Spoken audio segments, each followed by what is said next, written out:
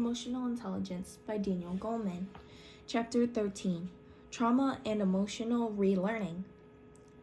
Somchit, a Cambodian refugee, balked when her 3 sons asked her to buy them toy AK-47 machine guns. Her sons, ages 6, 9, and 11, wanted the toy guns to play the game some of the kids at their school called Purdy. In the game, Purdy, the villain, uses a submachine gun to massacre a group of children, then turns it on himself. Sometimes, though, the children have it end differently. It is they who kill Purdy. Purdy was the macabre reenactment by some of the survivors of the catastrophic events of February 17, 1989, at Cleveland Elementary School in Stockton, California. There, during the school's late morning recess for 1st, 2nd, and 3rd graders, Patrick Purdy, who had himself attended those grades at Cleveland Elementary some 20 years earlier, stood at the playground's edge and fired wave after wave of 7.22 millimeter bullets at the hundreds of children at play. For 7 minutes, Purdy sprayed bullets toward the playground and then put a pistol to his head and shot himself. When the police arrived, they found 5 children dying, 29 wounded. In ensuing months, the Purdy game spontaneously appeared in the play of boys and girls at Cleveland Elementary, one of many signs that those 7 minutes and their aftermath were seared into the children's memory. When I visited the school, just a short bike ride from the neighborhood near the University of the Pacific, where I myself had grown up, it was 5 months after Purdy had turned that recess into a nightmare. His presence was still palpable, even though the most horrific of the grisly remnants of the shooting, swarms of bullet holes, pools of blood, bits of flesh, skin, and scalp, were gone by the morning after the shooting, washed away and painted over. By then, the deepest scars at Cleveland Elementary were not to the building, but to the psyches of the children and staff there, who were trying to carry on with life as usual. Perhaps most striking was how the memory of those few minutes was revived again and again by any small detail that was similar in the least. A teacher told me, for example, that a wave of fright swept through the school with the announcement that St. Patrick's Day was coming. A number of children somehow got the idea that the day was to honor the killer, Patrick Purdy. When we hear an ambulance on its way to the rest home down the street, everything halts, another teacher told me. The kids all listen to see if it will stop here or go on. For several weeks, many children were terrified of the mirrors in the restrooms. A rumor swept the school that Bloody Virgin Mary, some kind of fantasied monster, lurked there. Weeks after the shooting, a frantic girl came running up to the school's principal, Pat Busher, yelling, "I hear shots! I hear shots!" The sound was from the swinging chain on a tether ball. Many children became hypervigilant, as though continually on guard against a repetition of the terror. Some boys and girls would hover at recess next to the classroom doors, not daring to venture out to the playground where the killings had occurred. Others would only play in small groups, posting a designated child as a lookout. Many continued for months to avoid the evil areas where children had died. The memories lived on too, as disturbing dreams, intruding into the children's unguarded minds as they slept. Apart from nightmares repeating the shooting itself in some way, children were flooded with anxiety dreams that left them apprehensive that they too would die soon. Some children tried to sleep with their eyes open so they wouldn't dream. All these reactions are well known to psychiatrists as among the key symptoms of post-traumatic stress disorder, or PTSD. At the core of the trauma, says Dr. Spencer F., a child psychiatrist who specializes in PTSD in children, is the intrusive memory of the central violent action, the final blow with a fist, the plunge of a knife, the blast of a shotgun. The memories are intense, perceptual experiences, the sight, sound, and smell of gunfire, the screams or sudden silence of the victim, the splash of the blood, the police sirens. These vivid, terrifying moments, neuroscientists now say, become memories emblazoned in the emotional circuitry. The symptoms are, in effect, signs of an over-aroused amygdala impelling the vivid memories of a traumatic movement to continue to intrude on awareness. As such, the traumatic memories become mental hair triggers, ready to sound an alarm at the least hint that the dread moment is about to happen once again. This hair trigger phenomenon is a hallmark of emotional trauma of all kinds, including the suffering, repeated physical abuse in childhood.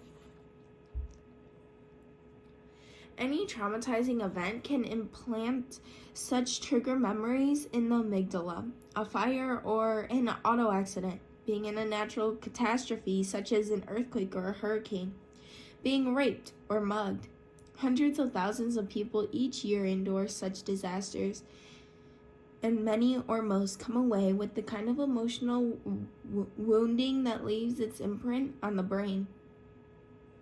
Violent acts are more pernicious than natural catastrophes, such as a hurricane, because, unlike victims of a natural disaster, victims of violence feel themselves to have been intentionally selected as the target of malviolence.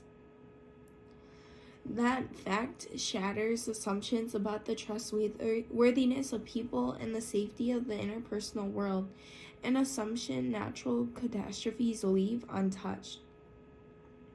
Within an instant, the social world becomes a dangerous place, one in which people are potential threats to your safety. Human cruelty stamped their victims' memories with a template that regards with fear anything vaguely similar to the assault itself. A man who was struck in the back of his head, never seeing his attacker, was so frightened afterward that he would try to walk down the street directly in front of an old lady to feel safe from being hit on the head again. A woman who was mugged by a man who got on an elevator with her and forced her out at knife point to an unoccupied floor was fearful for weeks of going into not just elevators, but also the subway or any other enclosed space where she might feel trapped. She ran from her bank when she saw a man put his hand in his jacket as the mugger had done. The imprint of horror in memory and the resulting hypervigilance can last a lifetime. As a study of Holocaust survivors found, close to 50 years ago, after they had endured semi-starvation, the slaughter of their loved ones, and constant terror in Nazi death camps, the haunting memories were still alive. A third said they felt generally fearful. Nearly 3/4 said they still became anxious at reminders of the Nazi persecution, such as the sight of a uniform, a knock at the door, dogs barking, or smoke rising from a chimney. About 60% said they thought about the Holocaust almost daily, even after a half-century. Of those with active symptoms, as many as 8 in 10 still suffered from repeated nightmares. As one survivor said, if you've been through Auschwitz and you don't have nightmares, then you're not normal. Horror frozen in memory. The words of a 48-year-old Vietnam vet, some 24 years after enduring a horrifying moment in a faraway land. I can't get the memories out of my mind, the images come flooding back in vivid detail, triggered by the most inconsequential things, like a door slamming, the sight of an Oriental woman, the touch of a bamboo mat, or the smell of a stir-fried pork. Last night I went to bed, was having good sleep for a change. Then, in the early morning, a storm front passed through, and there was a bolt of crackling thunder. I awoke instantly, frozen in fear. I am right back in Vietnam, in the middle of the monsoon season at my guard post. I am sure I'll get hit in the next volley and convinced I will die. My hands are freezing, yet sweat pours from my entire body. I feel each hair on the back of my neck standing on end. I can't catch my breath and my heart is pounding. I smell a damp sulfur smell. Suddenly, I see what's left of my buddy Troy on a bamboo platter, sent back to our camp by the Viet Cong. The next bolt of lightning and clap of thunder makes me jump so much that I fall to the floor. This horrible memory, vividly fresh and detailed, though more than 2 decades old, still holds the power to induce the same fear in this ex-soldier that he felt on that fatal day. PTSD represents a perilous lowering of the neural setpoint for alarm, leaving the person to react to life's ordinary moments as though they were emergencies. The hijacking circuit discussed in Chapter 2 seems critical in leaving such a powerful brand on memory. The more brutal, shocking, and horrendous the events that trigger the amygdala hijacking, the more indelible the memory. The neural basis for these memories appear to be a sweeping alteration in the chemistry of the brain set in motion by a single instance of overwhelming terror. While the PTSD findings are typically based on the impact of a single episode, similar results can come from cruelties inflicted over a period of years, as is the case with children who are sexually, physically, or emotionally abused.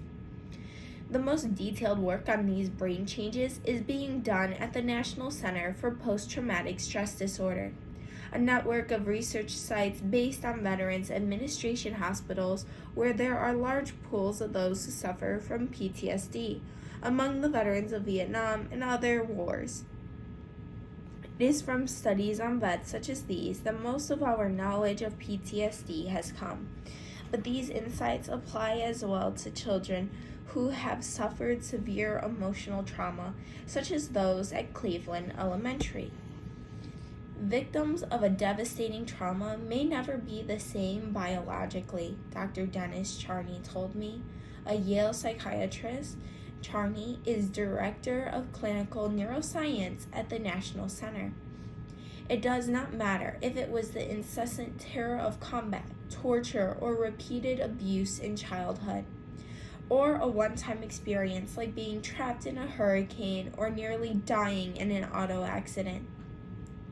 All uncontrollable stress can have the same biological impact. The operative word is uncontrollable. If people feel there is something they can do in a catastrophic situation, some control they can exert, no matter how minor, they fare far better emotionally than do those who feel utterly helpless. The element of helplessness is what makes a given event subjectively overwhelming. As Dr. John Crystal, director of the Center's Laboratory of Clinical Psychopharmacology, told me, say someone being attacked with a knife knows how to defend himself and takes action, while another person in the same predicament thinks, I'm dead. The helpless person is the one more susceptible to PTSD afterward. It's the feeling that your life is in danger and there's nothing you can do to escape it. That's the moment the brain change begins. Helplessness as the wild card in triggering PTSD has been shown in dozens of studies on pairs of laboratory rats, each in a different cage, each being given mild, but to a rat, very stressful electric shocks of identical severity. Only one rat has a lever in its cage. When the rat pushes the lever, the shock stops for both cages. Over days and weeks, both rats get precisely the same amount of shock, but the rat with the power to turn the shocks off comes through without lasting signs of stress. It is only in the helpless one of the pair that the stress-induced brain changes occur. For a child being shot at on a playground, seeing his playmates bleeding and dying, or for a teacher there unable to stop the carnage, that helplessness must have been palpable. PTSD as a limbic disorder. It had been months since a huge earthquake shook her out of bed and sent her yelling in panic through the darkened house to find her 4-year-old son. They huddled for hours in the Los Angeles night, cold under a protective doorway, pinned there without food, water, or light, while wave after wave of aftershocks tumbled the ground beneath them. Now, months later, she had largely recovered from the ready panic that gripped her for the first few days afterward. When a door slamming could start her shivering with fear, the one lingering symptom was her inability to sleep, a problem that struck only on those nights her husband was away, as he had been the night of the quake. The main symptoms of such learned fearfulness, including the most intense kind, PTSD, can be accounted for by changes in the limbic circuitry focusing on the amygdala. Some of the key changes are in the locus coeruleus, a structure that regulates the brain's secretion of two substances called catecholamines, adrenaline and noradrenaline. These neurochemicals mobilize the body for an emergency. The same catecholamine surge stamps memories of special strength. In PTSD, the system becomes hyperactive, secreting extra large doses of these brain chemicals in response to situations that hold little or no threat but somehow are reminders of the original trauma. Like the children at Cleveland Elementary School who panicked when they had heard an ambulance siren similar to those they had heard at their school after the shooting. The locus coeruleus and the amygdala are closely linked, along with other limbic structures such as the hippocampus and hypothalamus. The circuitry for the catecholamines extends into the cortex. Changes in these circuits are thought to underlie PTSD symptoms, which include anxiety, fear, hypervigilance, being easily upset and aroused, readiness for fight or flight, and the indelible encoding of intense emotional memories. Vietnam vets with PTSD, one study found, had 40% fewer catecholamine stopping receptors than did men without the symptoms, suggesting that their brains had undergone a lasting change with their catecholamine secretion poorly controlled. Other changes occur in the circuit linking the limbic brain with the pituitary gland, which regulates release of CRF, the main stress hormone the body secretes to mobilize the emergency fight or flight response. The changes lead this hormone to be oversecreted, particularly in the amygdala, hippocampus, and locus coeruleus, alerting the body for an emergency that is not there in reality. As Dr. Charles Nemeroff, a Duke University psychiatrist, told me, too much CRF makes you overreact. For example, if you're a Vietnam vet with PTSD and a car backfires at the mall parking lot, it is the triggering of CRF that floods you with the same feelings as in the original trauma. You start sweating, you're scared, you have chills and the shakes, you may have flashbacks. In people who hyper-secrete CRF, the startle response is overactive. For example, if you sneak up behind most people and suddenly clap your hands, you'll see a startled jump the first time, but not by the third or fourth repetition. But people with too much CRF don't habituate. They'll respond as much to the fourth clap as to the first. A third set of changes occurs in the brain's opioid system, which secretes endorphins to blunt the feeling of pain. It also becomes hyperactive. This neural circuit again involves the amygdala, this time in concert with a region in the cerebral cortex. The opioids are brain chemicals that are powerful numbing agents, like opium and other narcotics that are chemical cousins. When experiencing high levels of opioids, the brain's own morphine, people have a heightened tolerance for pain, an effect that has been noted by battlefield surgeons who found severely wounded soldiers needed lower doses of narcotics to handle their pain than did civilians with far less serious injuries. Something similar seems to occur in PTSD. Endorphin changes add a new dimension to the neural mix triggered by re-exposure to trauma, a numbing of certain feelings. This appears to explain a set of negative psychological symptoms long noted in PTSD: anhedonia, the inability to feel pleasure, and a general emotional numbness, a sense of being cut off from life or from concern about their feelings. Those close to such people may experience this indifference as a lack of empathy. Another possible effect may be disassociation, including the inability to remember crucial minutes, hours, or even days of the traumatic event. The neural changes of PTSD also seem to make a person more susceptible to further traumatizing.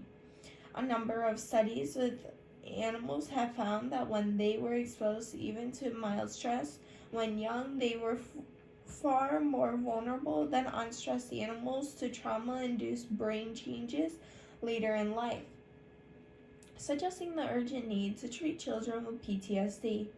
This seems a reason that, exposed to the same catastrophe, one person goes on to develop PTSD and another does not. The amygdala is primed to find danger, and when life presents it once again with real danger, its alarms rise to a higher pitch. All these neural changes offer short-term advantages for dealing with the grim and dire emergencies that prompt them. Under duress, it is adaptive to be highly vigilant, aroused, ready for anything, impervious to pain, the body primed for sustained physical demands, and, for the moment, indifferent to what others be intensely disturbing events. These short-term advantages, however, become lasting problems when the brain changes so that they become predispositions, like a car stuck in perpetual high gear. When the amygdala and its connected brain regions take on a new set point during a moment of intense trauma. This change in excitability, this heightened readiness to trigger a neural hijacking, means all of life is on the verge of becoming an emergency, and even an innocent moment is susceptible to an explosion of fear run amok. Emotional relearning. Such traumatic memories seem to remain as fixtures in brain function because they interfere with subsequent learning, specifically with relearning a more normal response to those traumatizing events. In acquired fears such as PTSD, the mechanisms of learning and memory have gone awry. Again, it is the amygdala that is key among the brain regions involved, but in overcoming the learned fear, the neocortex is critical. Fear conditioning is the name that psychologists use for the process whereby something that is not in the least threatening becomes dreaded, as it is associated with someone's mind with something frightening. When such frights are induced in laboratory animals, Charney notes the fears can last for years. The key region of the brain that learns, retains, and acts on this fearful response is the circuit between the thalamus, amygdala, and prefrontal lobe, the pathway of neural hijacking. Ordinarily, when someone learns to be frightened by something through fear conditioning, the fear subsides with time. This seems to happen through a natural relearning, as the feared object is encountered again in the absence of anything truly scary. Thus, a child who acquires a fear of dogs because of being chased by a snarling German shepherd gradually and naturally loses that fear if, say, she moves next door to someone who owns a friendly shepherd and spends time playing with the dog. In PTSD, spontaneous relearning fails to occur. Charney proposes that these may be due to the brain changes of PTSD, which are so strong that, in effect, the amygdala hijacking occurs every time something even vaguely reminiscent of the original trauma comes along, strengthening the fear pathway. This means that there is never a time when what is feared is paired with a feeling of calm. The amygdala never relearns a more mild reaction. Extinction of the fear, he observes, appears to involve an active learning process, which is itself impaired with people with PTSD, leading to the abnormal persistence of emotional memories. But given the right experiences, even PTSD can lift. Strong emotional memories and the patterns of thought and reaction that they trigger can change with time. This relearning, Charnay proposes, is cortical. The original fear ingrained in the amygdala does not go away completely. Rather, the prefrontal cortex actively suppresses the amygdala's command to the rest of the brain to respond with fear. The question is, how quickly do you let go of learned fear, says Richard Davidson, the University of Wisconsin psychologist who discovered the role of the left prefrontal cortex.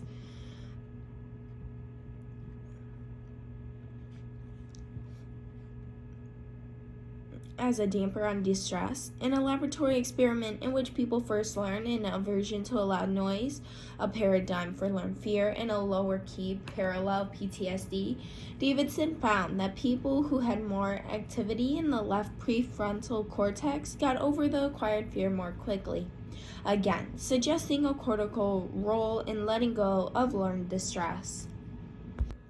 Re-educating the emotional brain.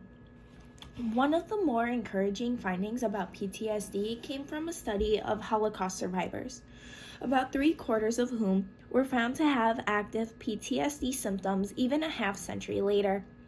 The positive finding was that 1/4 of the survivors who once had been troubled by such symptoms no longer had them. Somehow, the natural events of their lives had counteracted the problem. Those who still had the symptoms showed evidence of the catecholamine-related brain changes typical of PTSD, but those who had recovered had no such changes. This finding, and others like it, hold out the promise that the brain changes in PTSD are not indelible, and that people can recover from even the most dire emotional imprinting. In short, that the emotional circuitry can be re-educated. The good news, then, is that traumas as profound as those causing PTSD can heal, and that the route to such healing is through relearning. One way this emotional healing seems to occur spontaneously, at least in children, is through such games as Party. These games, played over and over again, let children relive a trauma safely as play. This allows two avenues for healing. On the one hand, the memory repeats in a context of low anxiety, desensitizing it and allowing a non-traumatized set of responses to become associated with it. Another route to healing is that, in their minds, children can magically give the tragedy another, better outcome. Sometimes in playing Party, the children kill him, boosting their sense of mastery over that traumatic moment of helplessness. Games like Party are predictable in younger children who have been through such overwhelming violence. These macabre games in traumatized children were first noted by Dr. Leonard Terr, a child psychiatrist in San Francisco. She found such games among children in Chowchilla, California, just a little over an hour down the Central Valley from Stockton, where Party wreaked such havoc, who in 1973 had been kidnapped as they rode a bus home from a summer day camp. The kidnappers buried the bus, children and all, in an ordeal that lasted 27 hours. 5 years later, Terr found the kidnapping still being reenacted in the victims' games. Girls, for example, played symbolic kidnapping games with their Barbie dolls. One girl who had hated the feeling of other children's urine on her skin as they lay huddled together in terror, washed her Barbie over and over again. Another played Traveling Barbie, in which Barbie travels somewhere, it doesn't matter where, and returns safely, which is the point of the game. A third girl's favorite was a scenario in which the doll is stuck in a hole and suffocates. While adults who have been through overwhelming trauma can suffer a psychic numbing, blocking out memory or feeling about the catastrophe, children's psyches often handle it differently. They less often become numb to the trauma, Tur believes, because they use fantasy, play, and daydreams to recall and rethink their ordeals. Such voluntary replays of trauma seem to be ahead of the need for damming them up in potent memories that can later burst through as flashbacks. If the trauma is minor, such as going to the dentist for a filling just once or twice, may be enough. But if it's overwhelming, a child needs endless repetitions, replaying the trauma over and over again in a grim, monotonous ritual. One way to get at the picture frozen in the amygdala is through art, which itself is a medium of the unconsciousness. The emotional brain is highly attuned to symbolic meanings and to the mode Freud called the primary process. The messages of metaphor, story, myth, the arts. This avenue is often used in treating traumatized children. Sometimes art can open the way for children to talk about a moment of horror that they would not dare speak of otherwise. Spencer F., the Los Angeles child psychiatrist who specializes in treating such children, tells of a 5-year-old boy who had been kidnapped with his mother by her ex-lover. The man brought them to a motel room where he ordered the boy to hide under a blanket while he beat the mother to death. The boy was understandably reluctant to talk with F about the mayhem he had heard and seen while underneath the blanket. So F asked him to draw a picture, any picture. The drawing was of a race car driver who had a strikingly large pair of eyes, F recalls. The huge eyes F took to refer to the boy's own daring in peeking at the killer. Such hidden references to the traumatic scene almost always appears in the artwork of traumatized children. Eth has made having such children draw a picture of the opening gambit in therapy. The potent memories that preoccupy them intrude in their art just as in their thoughts. Beyond that, the act of drawing is itself therapeutic, beginning the process of mastering the trauma. Emotional relearning and recovery from trauma. Irene had gone on a date that ended in attempted rape. Though she had fought off the attacker, he continued to plague her, harassing her with obscene phone calls, making threats of violence, calling in the middle of the night, stalking her, and watching her every move. Once, when she tried to get the police to help, they dismissed her problem as trivial since nothing had really happened. By the time she came for therapy, Irene had symptoms of PTSD and had given up socializing at all and felt a prisoner in her own house. Irene's case is cited by Dr. Judith Lewis Herman, a Harvard psychiatrist whose groundbreaking work outlines the steps to recovery from trauma. Herman sees 3 stages: attaining a sense of safety, remembering the details of the trauma, and mourning the loss it has brought, and finally reestablishing a normal life. There is a biological logic to the ordering of these steps, as we shall see. This sequence seems to reflect how the emotional brain learns, once again, that life needs not to be regarded as an emergency about to happen. The first step, regaining a sense of safety, presumably translates to finding ways to calm the too fearful, too easily triggered emotional circuits enough to allow relearning. Often this begins with helping patients understand that their jumpiness and nightmares, hypervigilance, and panics are part of the symptoms of PTSD. This understanding makes the symptoms themselves less frightening. Another early step is to help patients regain some sense of control over what is happening to them, a direct unlearning of the lesson of helplessness that the trauma itself impaired.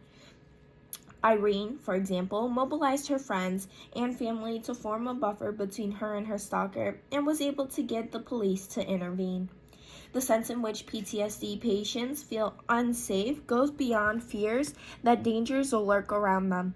Their insecurity begins more intimately in the feeling that they have no control over what is happening in their body and to their emotions. This is understandable given the hair trigger for emotional hijacking that PTSD creates by hypersensitizing the amygdala circuitry.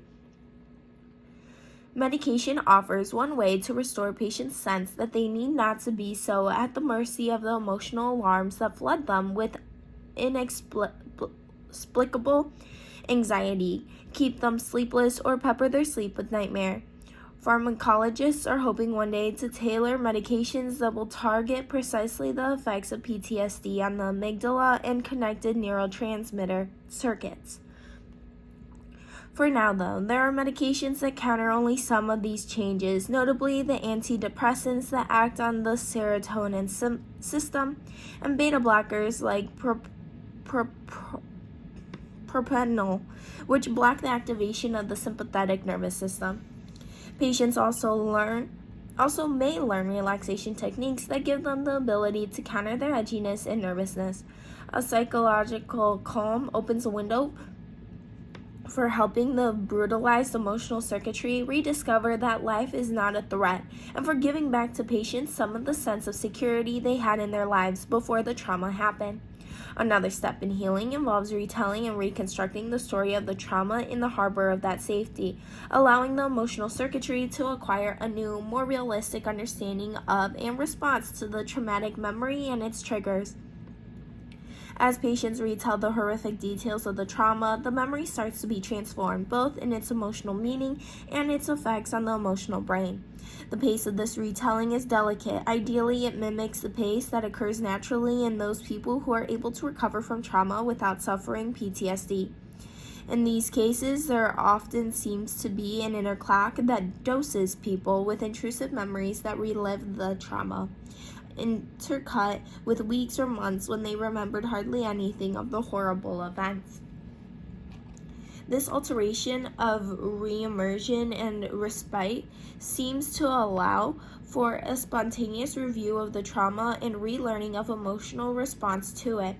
For those whose PTSD is more intractable, says Herman, retelling their tale can sometimes trigger overwhelming fears, in which case the therapist should ease the pace to keep the patient's reactions within a bearable range, one that will not disrupt the relearning.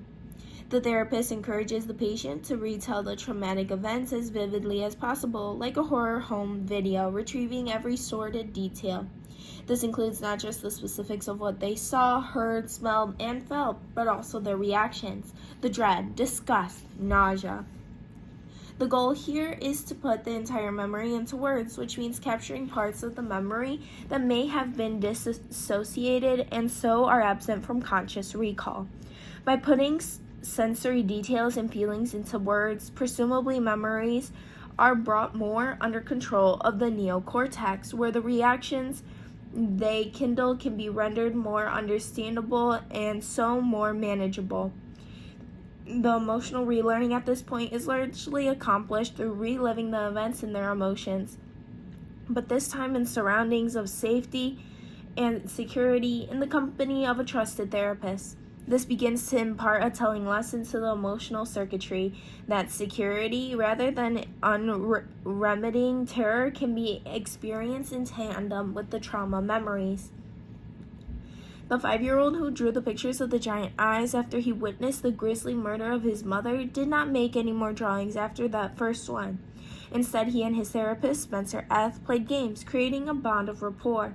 Only slowly did he begin to retell the story of the murder, at first in a stereotyped way, reciting each detail exactly the same in each telling. Gradually, though, his narrative became more open and free-flowing, his body less tense as he told it. At the same time, his nightmares of the scene came less often, an indication, says F., of some trauma mastery. Gradually, their talk moved away from the fears left by the trauma to more of what was happening in the boy's day-to-day life as he adjusted to a new home with his father. And finally, the boy was able to talk just about his daily life as the hold of the trauma faded. Finally, Herman finds that patients need to mourn the loss the trauma brought. whether an injury, the death of a loved one, or a rupture in a relationship. Regret over some step not taken to save someone, or just the shattering of confidence that people can be trusted. The mourning that ensues while retelling such painful events serves a crucial purpose. It marks the ability to let go of the trauma itself to some degree. It means that instead of being perpetually captured by this moment in the past, patients can start to look ahead, even to hope, and to rebuild a new life free of the trauma's grip. It is as if the constant recycling and reliving of the trauma's terror by the emotional circuitry were a spell that could finally be lifted. Every siren need not bring a flood of fear. Every sound in the night need not compel a flashback to terror. After effects or occasional recurrences of symptoms often persist, says Herman, but there are specific signs that the trauma has largely been overcome. These include reducing the psychological symptoms to a manageable level and being able to bear the feelings associated with memories of the trauma.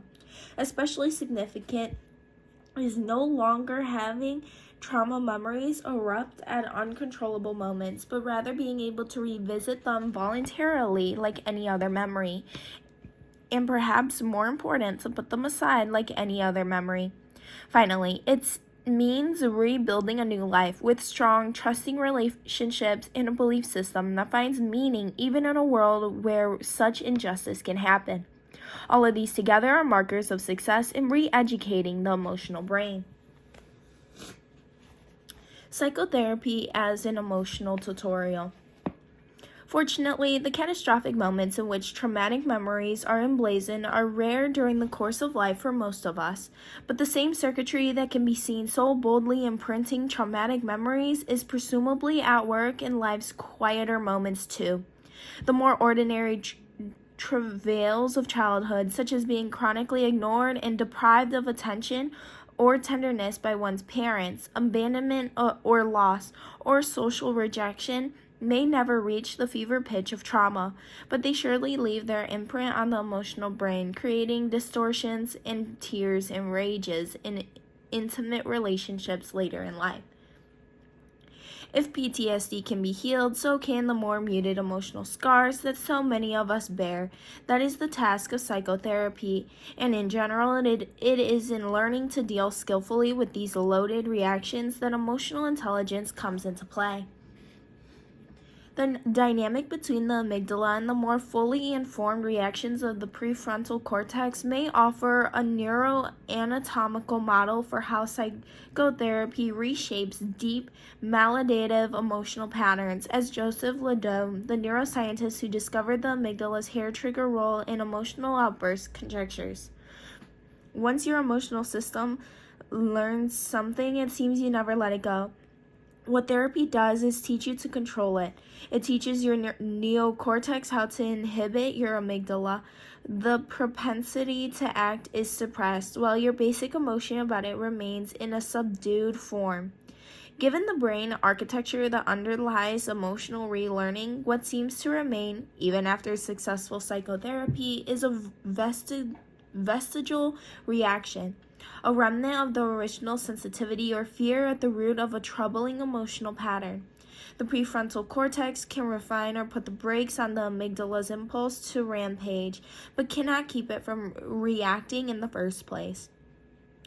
Thus, while we cannot decide when we have our emotional outbursts, we have more control over how long they last. A quicker recovery time for such outbursts may well be one mark of emotional maturity. Over the course of therapy, what seems to change in the main are the responses that people make once an emotional reaction is triggered, but the tendency for the reaction to be triggered in the first place does not disappear entirely. Evidence for this comes from a series of studies of psychotherapy conducted by Lester Labursky and his colleagues in the University of Pennsylvania. They analyzed the main relationship conflicts that brought dozens of patients into psychotherapy. Issues such as a deep craving to be accepted or find intimacy, or fear of being a failure or being overly dependent. They then carefully analyzed the typical, always self-defeating responses the patients made when these wishes and fears were activated in their relationships. Responses such as being too demanding, which created a backlash of anger or coldness in the other person, or withdrawing in self-defense from an anticipated slight, leaving the other person miffed by the seeming rebuff.